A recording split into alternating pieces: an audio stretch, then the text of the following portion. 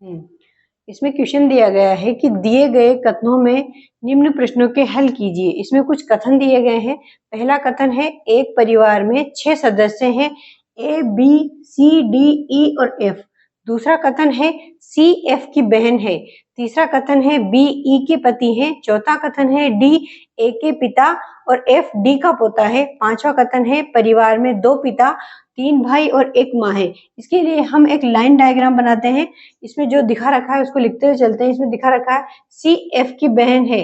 सी क्या है? एफ की बहन है, तो एफ का भाई वाला संबंध हो गया। दूसरा कह रहा है कि बी ई का पति है। बी ई का पति है, ये इन दोनों को एक तरफ लिखते हैं। फिर इसका डी ए का पिता है, डी ए का पिता है और एफ का दादा है।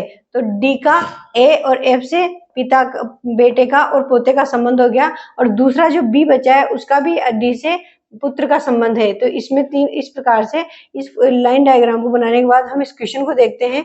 इसमें पहला क्वेश्चन है निम्न में से भाइयों का समूह है। पहला ऑप्शन है ए बी और एफ।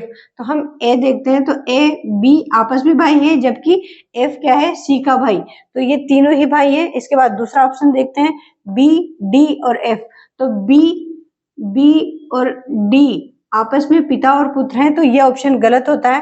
तीसरा ऑप्शन है ए बी और डी। इसके अंदर देखते हैं कि ए बी तो आपस में भाई है, पर डी इनके पिता होने की वजह से ये तीनों भाइयों का समूह नहीं है।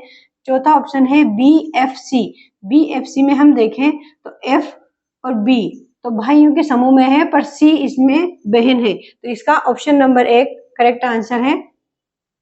इसका दूसरा क्वेश्चन भी इसी लाइन डायग्राम पर है। इसमें दूसरा क्वेश्चन पूछ रहा है कि परिवार में पुरुष सदस्यों की संख्या कितनी है। इस प्रकार के लाइन डायग्राम जब हम बनाते हैं तो महिलाओं पर सर्किल का निशान बना देते हैं और पुरुष वर्ग पर एक वर्ग के आकार का निशान बना देते हैं, जिससे इस क्वेश्चन को सोल्व करने में आसानी रहती है। तो इसमें पूछा है कि परिवार में पुरुष सदस्यों की संख्या, तो हम काउंट करते हैं 1 2 3 और 4। तो इसका आंसर होगा परिवार में पुरुष सदस्यों की संख्या है 4। तो इसका ऑप्शन नंबर 4 करेक्ट आंसर होगा।